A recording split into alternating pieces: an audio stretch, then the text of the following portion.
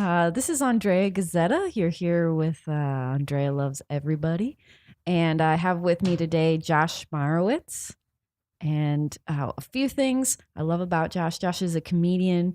And I love hanging out with Josh because Josh can't lie and he has a really beautiful heart and he always thinks the best of other people and he's always thinking about other people. So that I know that anything Josh says is 100% genuine and he means everything he says. So that's what I love most about Josh. I love hanging out with you, Josh. Oh, thank you, Andrea. You're a sweetheart, and I appreciate your friendship. Oh, this is so fun. So I'm going to ask you some questions today about love. And I think we were talking a little bit earlier. You said you didn't sleep much last night. I didn't sleep at all. I have a hard time sleeping in the first place. But today I was so excited for the podcast that I could not sleep. I spent the night reading comic books and watching the first 4 episodes of The Punisher on Netflix. I hope everyone who listens to this podcast gets just as excited as you. That's so awesome. I try. So I'm going to ask you, Josh, have you ever been in love? Let's start with that. Maybe glimmers of it. When I was 19, bordering on 20, I used to go to UCLA, not as a student, but they had a public Japanese animation club. Okay. And I met a girl there. I thought she was cute. She was kind of annoying, but it grew on me. And I asked her out, and she said yes. And we dated like 2 times, and she agreed to be boyfriend and girlfriend, and I thought, and we got together a bunch and had dinner and did artistic things. And is that code, or what is artistic? Artistic. Okay. I wasn't. Okay. We'll get to the autism stuff. Don't worry about that. But in the end, a bunch of things, I guess, wrong that like. I think what it was is we were 2 lonely dorks that was desperate for love, and maybe what I felt was a glimmer of love, but I just didn't understand her or anyone, and it kind of sucks. So technically, I've had a girlfriend before, but ultimately, I haven't had a true love, a true girlfriend before. Do you feel like you have a hard time understanding what people are? Oh yeah, I mentioned it. So to explain to the audience, I have Asperger's, which is a high functioning form of autism, and reading people, even as a comedian, is difficult for me. Like I've learned a lot socially thanks to comedy, but at the same time, it's a struggle. How's comedy helped you read people better? Well, first and foremost, it's given me a social life. I'm 33 years old. I've been doing stand-up for almost 9 years. I had practically no life before stand-up. I had my immediate family, a very loving, supportive family. I tried obviously different social groups. I tried to find where I worked. The anime club ultimately didn't work out. I was around college students who it felt like they weren't including me. I tried Jewish youth groups. I never felt like I fit in. And then the second I do stand up, I feel like I'm surrounded people fucked up like me in a good way. We're all, and like, I've never felt such solidarity since I've started. I consider my friends in comedy my second family, and my parents and my doctor have never been more happy for me. They're happy with my stand-up. I'm allegedly good at stand-up. I'm not one to toot my own. I appreciate it. I'm always scared of being arrogant. I mean, I never hate or blame people for their arrogance or narcissism. Everyone's allowed to live their life as long as they don't hurt or take advantage of others. But for me personally, usually to an irrational degree, I don't want narcissism for myself.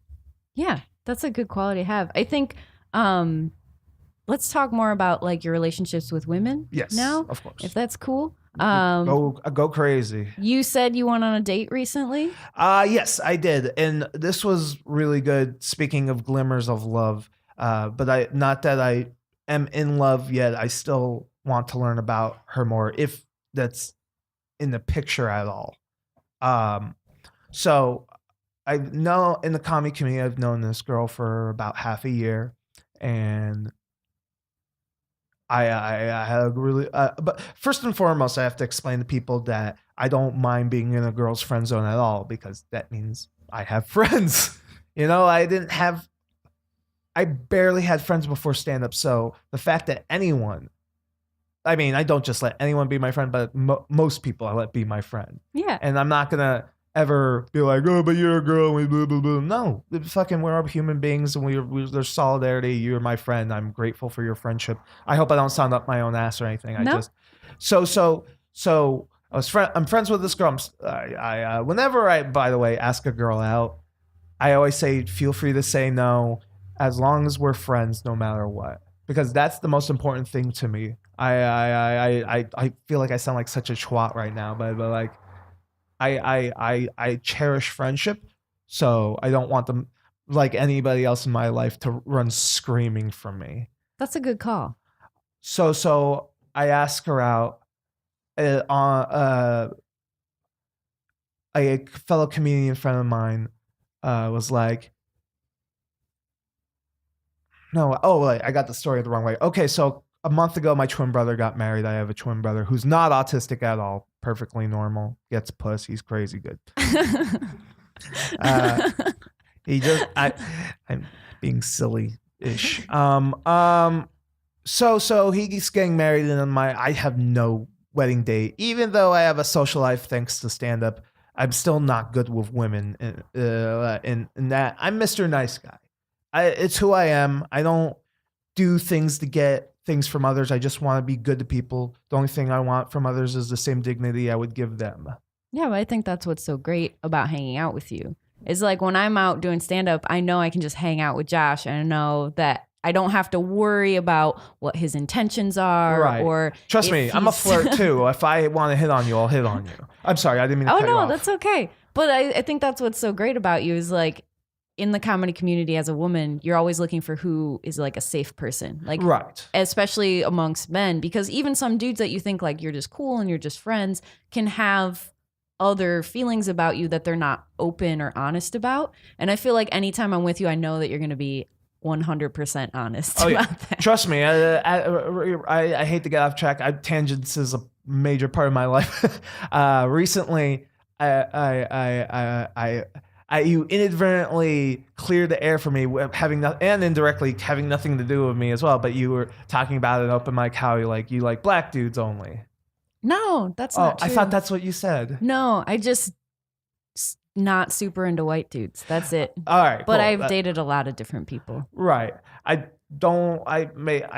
hope that did not come off racist. No, that's okay. Jesus, I love everyone very much, all races, sexes, and creeds. I read into things. I thought you were with this one comedian that is black, so I just sort of by association. Oh, okay. But yeah. So you did that, and I'm like, okay, good. I won't hit on her. From where I was sitting, I'm like, good thing I heard that. That's so funny. Okay, let's go back to your date, Josh. So my brother, I hope I did not come off badly just now. No, it's so funny. Good. That's the point. So my brother was getting married. I needed a wedding date. I'm not good with wedding. I wanted to ask her out, and I asked a friend of a friend, because I couldn't tell if she was around, and I'm asked, should I ask her on a date? He's like, absolutely. Unfortunately, I know she's out of town, but when she comes back, she won't be back in time. So about 3 weeks after the wedding, she's back in town, and he brings it up right in front of her as we're all talking together that he wanted to ask you out for the wedding. And I wasn't embarrassed at all. I accept things bold-faced. Who's this friend? Because I don't want to name. Even though I'm super honest, I want to. I never know who's like, I don't want. Well, you know what? Actually, I can name him Jimmy Rogers. He's a fellow Oh, that's comedian. very sweet. Yeah. Yeah. I could So he see him said doing that, and she's like, I would have loved to gone to the wedding with you. So I Aw. kneeled down to her because she was sitting down, and I whispered and I said, as usual, as I usually, listen, I want to ask you something, and you can say no to this, and as long as we're still friends, but would you like to get dinner with me sometime? And she's like, yeah. And so I got her number, and by the way, it was a surreal moment. Even though I've had girls say yes to dates before, like I like those girls, but I don't know what I'm doing. Which that whole thing will come back to further in this story. But I was particularly happy she said yes. So we went and we got pizza. We shared a whole pie. I ate most of it because I'm a fat fuck and she's dainty. But we had a good thing, and she did tell me in the date, and I appreciate her honesty about it as well. That she says she's further along dating this other guy.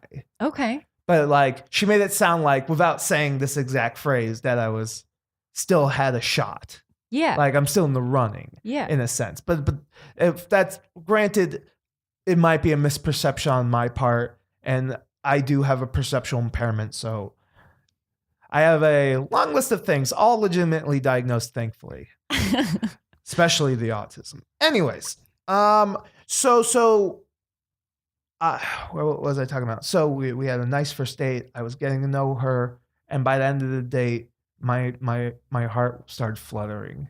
Aww. Like so cute. Oh, I didn't even tell you. She when I got her number that night, she's like, "Hey, when you text me your name, so I get your number for my contacts, text me something kinky." I'm like, okay, but here's the thing. What? Here's the thing. I don't know what I know what kinky is, but I don't know really how to be kinky. Like when I like talk dirty during sex, it's because I'm in the action of it. It comes organically, naturally. I've had very little sex, but that's how I know. So this is what I wrote for the kinky message. Let me hold on. Yeah, I want to see this. I'm pretty stoked. Editing. And my phone's freezing a little. Okay, all right, hold on. Yeah.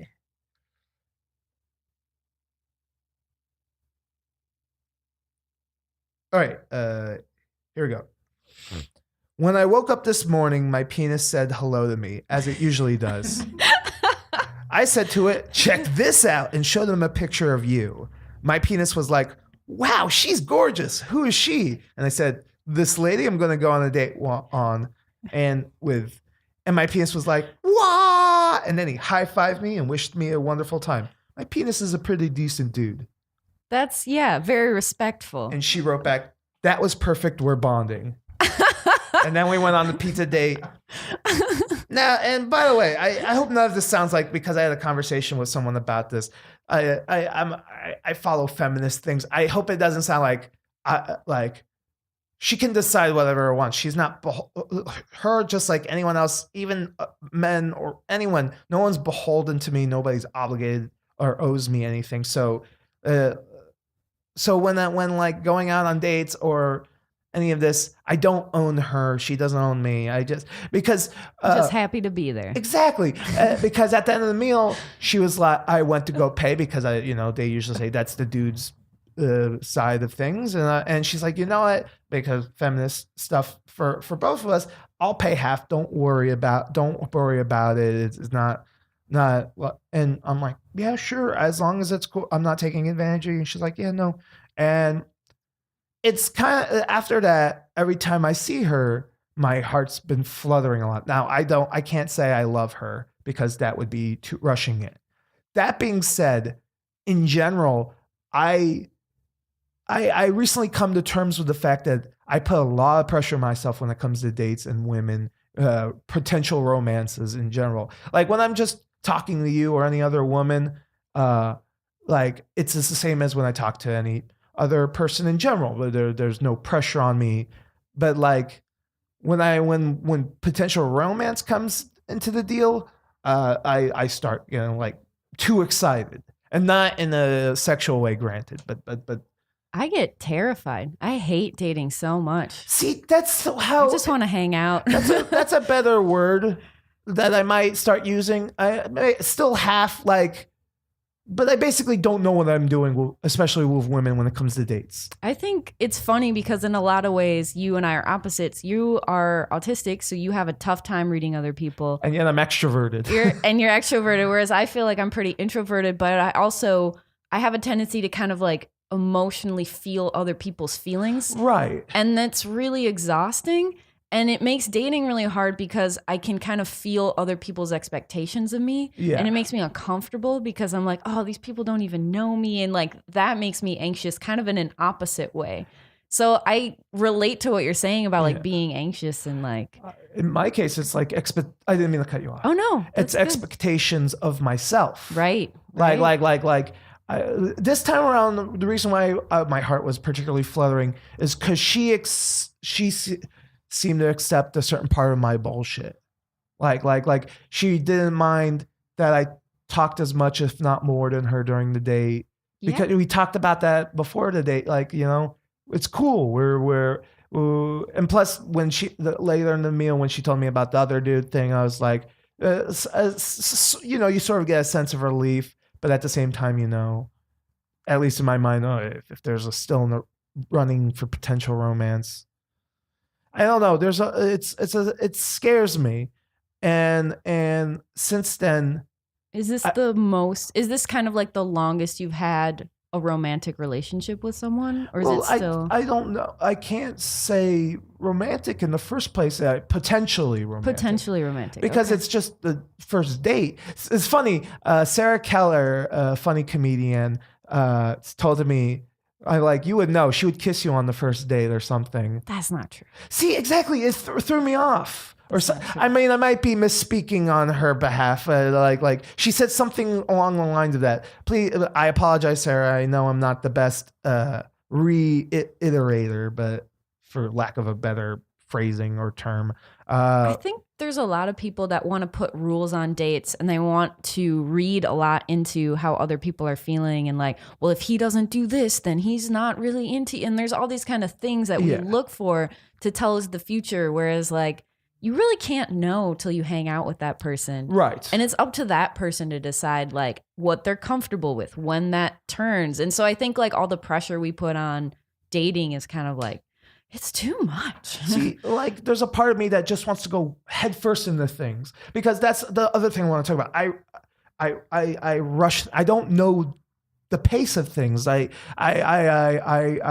rush a little. That was part of what ended up breaking up that one romance with the lady from the anime club. Mm-hmm. I'm so excited and so happy, and I mean I've learned from those past relationships, but I can only learn so much. That's not necessarily true. What it is for me is I make a lot of mistakes. We all do, right? But it feels like everyone comes off super cool, and granted, I'm a dork. I'm always going to be the dork, and that's fine. That's who I am. That's the thing with me. I'm going to accept as long as people know I'm not a bad person in general. That's fine. I know that not everyone's going to like me, but my hope is that people at least come away knowing that I'm still a good person. I don't think anyone talking with you for more than 5 minutes could doubt that. Trust me, I've been in some situations like friends who have said that, and then later on, I mean, I'm my own worst enemy. I know that's the solidarity between us as comedians. What you said about how, I forgot what you said. You said something that you hit upon something. Anyways, I since then I've been having a hard time getting not sort of talking properly to her about a second date. Okay. Like I think I screwed up little things. Like one before roast battle, which I'm a part of, and I have great pride in. You bring the energy. I love doing it. It's really fun. She was hanging out before.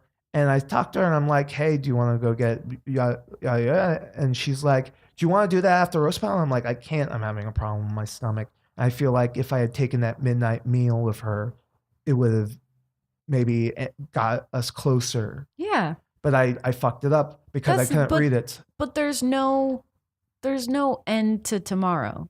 Right. You know, like you can't say like, "Oh, I missed this opportunity. It's too late." It's me just rushing. Like, that's okay. It didn't happen, and you know, But in the future too, if something like that happens, you can always say, "Look, I'm not feeling well, but I'll hang out with you if you want to eat." right. You know, that's okay. I admittedly lack a lot of foresight. That's okay. I what was I gonna say? So I want to ask her out on the second date, and it's kind of been awkward since she's hard to text with sometimes, and I have a tough time with texting because I can't. So much of the information I get from people is their tone and their facial expressions. Trust me, I prefer phone calls. Yeah, me too. I really have a tough time texting people, and I would always prefer to just talk to people. Yes, maybe you're autistic too. I don't think. That's what it always comes to. Someone said to me once, every comedian's autistic or worse. They just haven't been diagnosed, except for me. Except for me. I definitely think that it's a spectrum for sure. Yeah.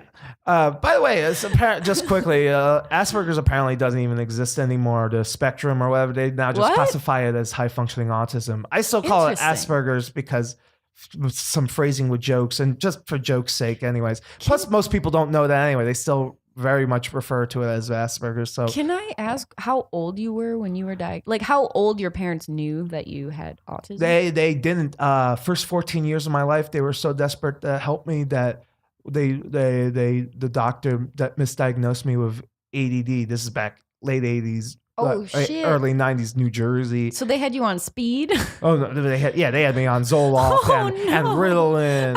And but I don't blame them. They were just trying their best. And it wasn't until a certain situation that happened almost before the summer I turned 14 that they had to get me re-diagnosed. Oh, so because they could read the anxiety that you had, and they read that as like a nervous energy that was akin to ADD as opposed to like.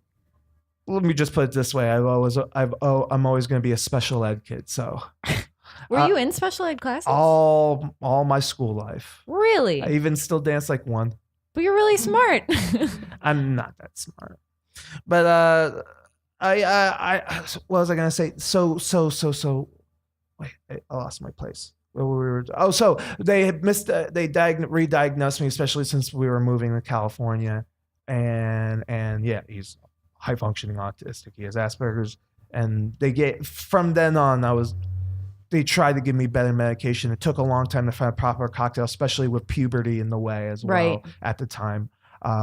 Does California have better programs for helping you? Let me just better say, services? I got extremely lucky. I don't come from a rich or wealthy family, but I come from a family that's comfortable. My parents work very hard to support our family. They're retired, and they still work harder than most people in it, which scares me a little. But I'm grateful. I'm eternally grateful for all of them. And so. Wait, what was I talking? You're talking about when you're diagnosed? Yes. So when I got my doctor, the reason I bring up the whole wealth thing is when the doctor I had that re-diagnosed me, they were, by the way, it's funny. They were like, I'm surprised my parents were like, why didn't we get him diagnosed in New York in the first place? Because I got a proper diagnosis and the doctor's like, hey, if you're moving to California, this is a doctor you absolutely should go to. He's a guy who only sees so many patients and doesn't just see anyone. And most people, I'm scared people think, oh, because you got money. No, this is a guy who will only see, like, because he already has a shit ton of patients to deal with. So I lucked out. I get to go to one of the top guys at UCLA. That's amazing. Yeah, and you can only see him by association thanks to the psychiatrist. We ended up going to psychologist, whichever one prescribes meds that we saw back in New York before we moved. All right. Anyways, going way back. Back to your date Date. with this girl. So my fear with her right now, talking to her, is also I'm scared. One of the things she said to me that she loved about me is that the sort of thing like you brought up, you can just talk to me. When she first met me, I didn't talk to her about stand up. I didn't talk to her about, I wasn't trying immediately hit on her. Granted, I've done that to a lot of women. I'm not a bad person. I'm flirtatious. Right. I'm at worst flirtatious, but I'm looking for love. I'm not. I really am.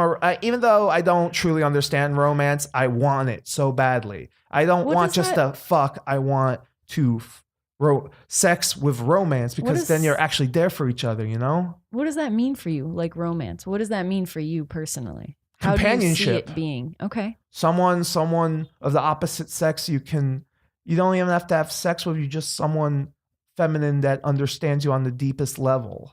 That's beautiful. That's, I think, what everyone needs. And I hope I'm that for them as well. It has to be. That's why I say I don't love this woman. I'm trying as best as I can, because I do rush things, to take it easy and find the love. Yeah, I think it's important to not get caught up. And I think this is something that I see is like people having ideas about who the other person is, instead of taking time to see what the other person actually is. Does that make sense? Yes, on some level it does. People are still more difficult in my perception than that. Like in the end, regardless of race, sex, or creed, I can't read or understand people. I'm lucky I've figured as much out as I've have already, and I'm lucky I have you and everyone in the comedy community, my immediate family. Otherwise, I'd be fucked. So she said she liked that. That's how we became friends. And like, I'm scared I'm losing that with her. What do you mean? I'm scared I'm becoming the opposite now, and that if I want potential romance with her, I want to remain consistently the thing she liked originally about me. How would you I'm scared that's the thing. What? How would you become not that I'm thing? scared. I don't know. I'm scared I'm becoming the opposite of that thing. I don't think you can be the opposite of you. So tell me if I'm wrong.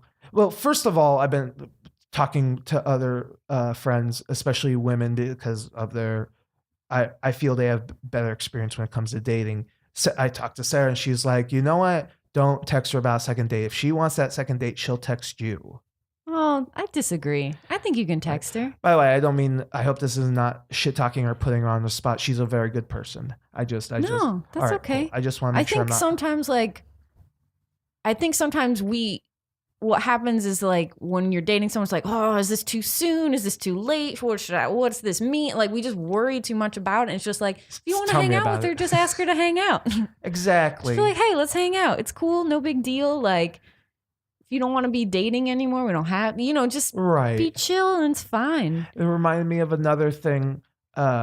I've heard, I can't remember if it was Whitney Cummings or Eliza Schlesinger hanging out at the Comedy Store watching one of their sets, where they said something that I related to about how they want the man to pick the restaurant.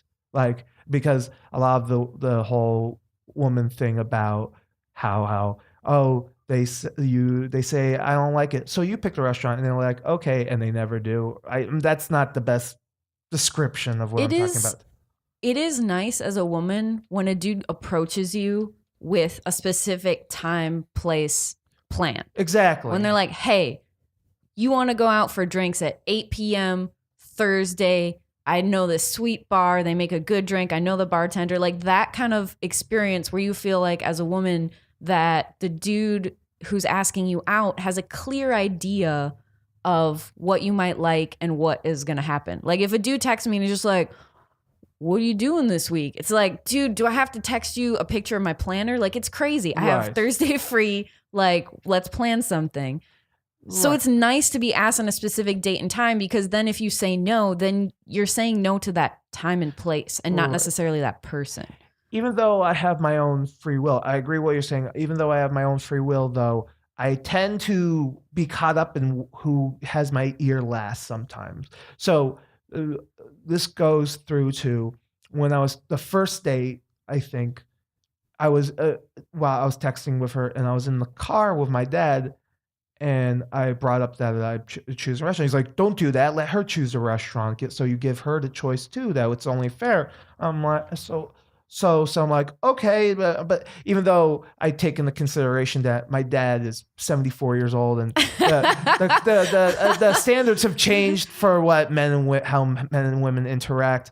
But that being said, I want to hear what you think. Is my dad right on that? I prefer whoever is texting to have the plan. So if I Right. ask a dude out, I'm inviting him to a specific event that I want to go to, that I'm interested in, and I set the parameters of the date because I'm the one initiating the text.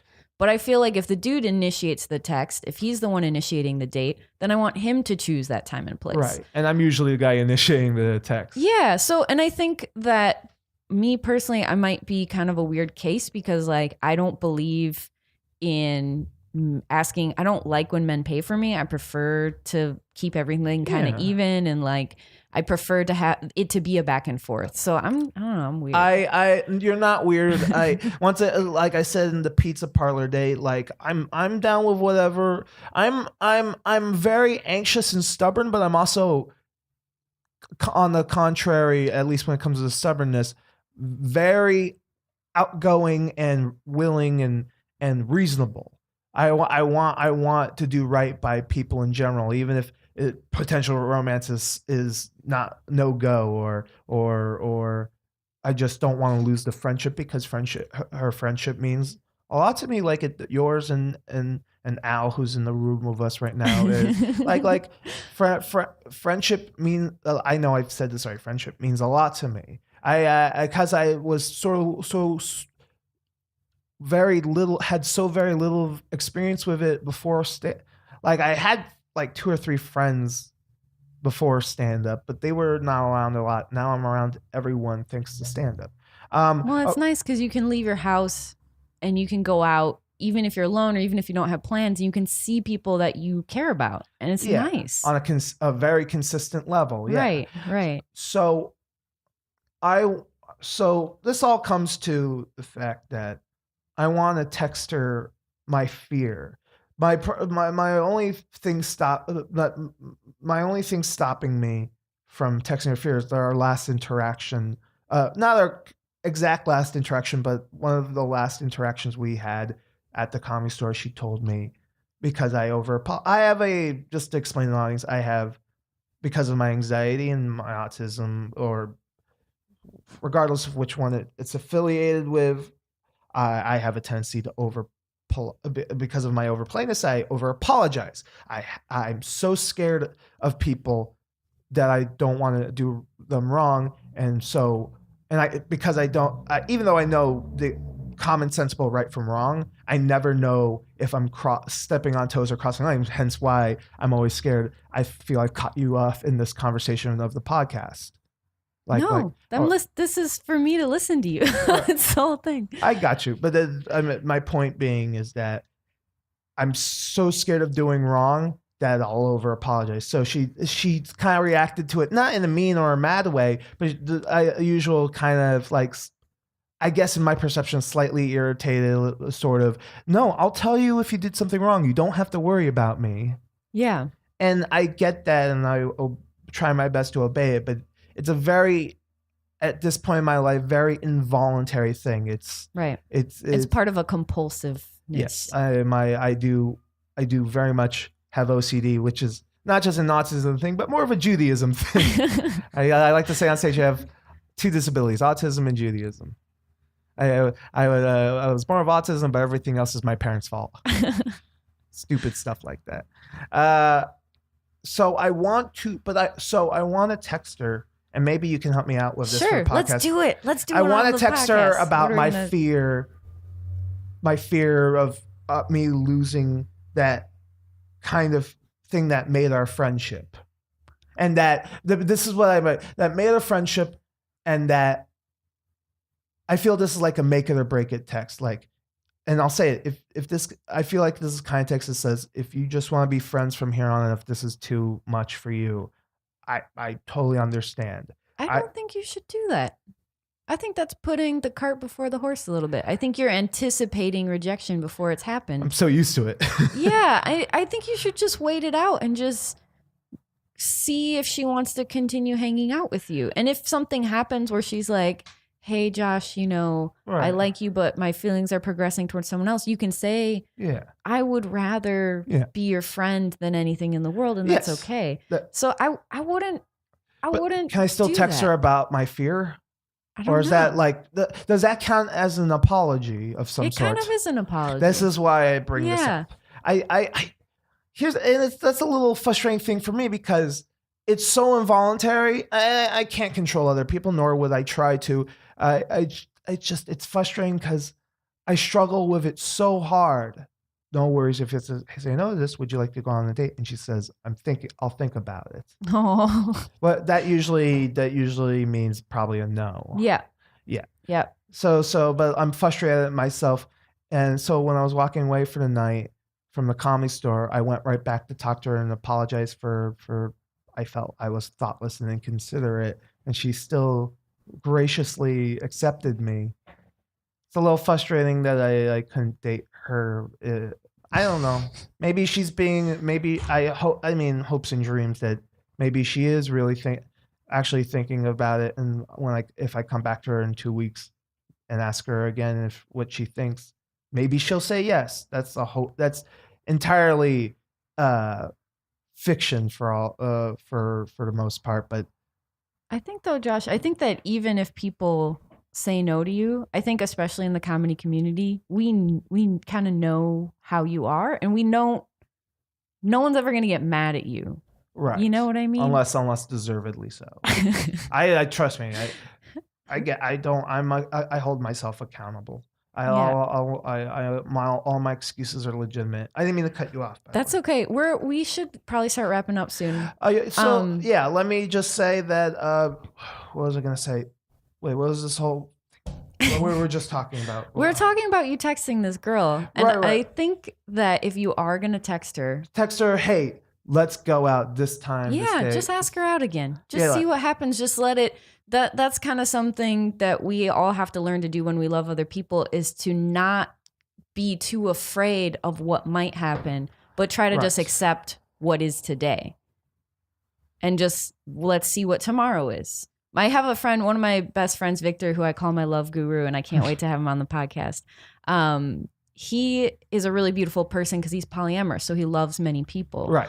And he has rules for relationships that have helped me in my life. And one of his rules, his rules start with never argue when you're tired or hungry. So you always get a good night's rest before you argue. And one of his other rules is you never look ahead into a relationship any longer than half the time you've already been together. So if you've only gone on one date, you can't look to what it's going to be like when we get married. You know? No, I don't do. I've made that mistake once. When but is not this with her, I person think. going to dump me? Or does this person actually like me? You can only look ahead to the next date into tomorrow. And Right. that is a good thing to have in your head. And it's something that I know I need to do to remind myself, like, okay, even if this person doesn't like me, Right. or even if we don't get along, or even if I find out that he has 3 secret girlfriends, I can't be upset about it today because it hasn't happened yet. Right. So just see what happens. Yes. It's okay. I once again lack foresight, and just quickly going back a little bit. Just quick. It's notes. okay. That the thing I remember relating to you about on the, maybe you're autistic too, is all the people's emotions reaching you. We're like in comic books, we're like empaths. We're just feeling everyone's emotions. I do feel everyone's feelings all the time. Same It's thing. a lot. And in my case, it's especially overwhelming.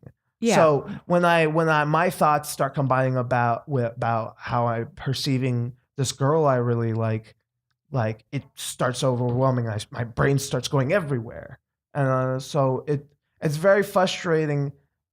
And I make a fool of myself, at least to myself. I don't think that's true though.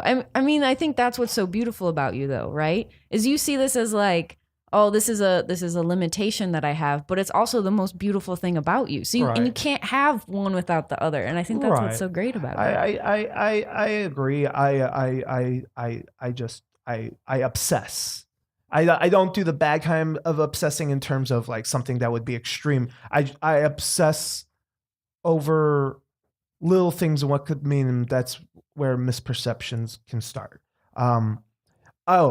One quick thing. A lot of people always not get on me. They're not mad at me or irritated, but they're always like, why do you want to date another comedian?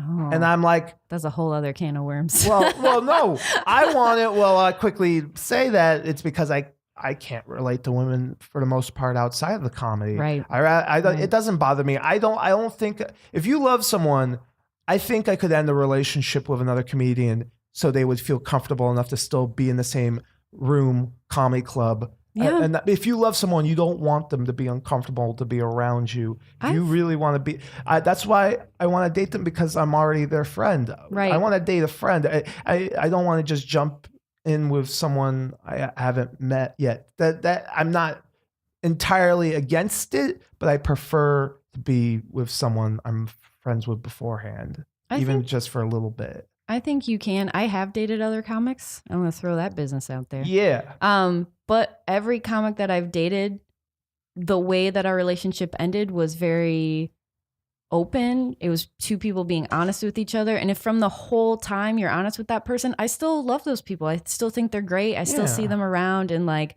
have good conversations, and I consider them all my friends still, because none of them treated me horribly. None of them did anything to me that is unforgivable. We just decided like, oh, maybe we're not so great dating, and that's okay. And as long as you're honest in that relationship, I don't think you have to lose that friendship. I think that's okay. Yeah, that's my hopes and dreams right there. I'm grateful. I hope I have not come off like sexist or racist or anything. Not even a little bit. I'm very honest about things, but like, as usual, my perceptions are a bit out of whack. But at the same time, I always say my mind, my heart, and my belly are full of love. I think that's what's so great about you. I think that's a great place to end. Josh, I love you. I'm so glad you came. Promote anything if you So we're going to start releasing them probably in February. So why don't you tell everyone where they can find you? Yes. And when I post them, I'll ask you for dates, and I'll also post dates or whatever I'm working on. Yeah. But at Autistic Thunder on both Instagram and Twitter. Joshua Meyrowitz with a little gray gizmo the mogwai. Spell your name. Oh, Joshua, and last name is Meyrowitz. It's a very Jewish.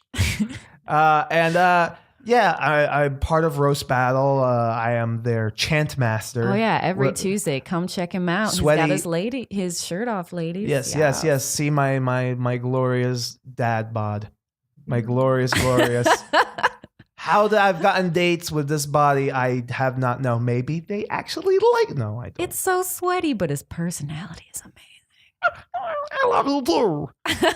And I also working on my own live show called Josh Meyrowitz Can't Lie, based on a thing I do where I, just like this podcast I'm on, you interview me. I can't lie about anything. So people in the audience and other comedians and guests ask me anything. It's more like a talk show where I'm always being interviewed as opposed to me interviewing whoever is on stage. We're working on it, and I'm a stand-up comedian of almost 9 years, and you should come see me. I'm all right when I'm around. I still got a lot of work to do before I'm even a road comic, but I hope I'm someone to watch. That was great, Josh. Thank you so much. Thank you for having me on. It was a pleasure. You're the best, Andrea. This is so fun. I'll talk to you later. Bye-bye. Bye-bye.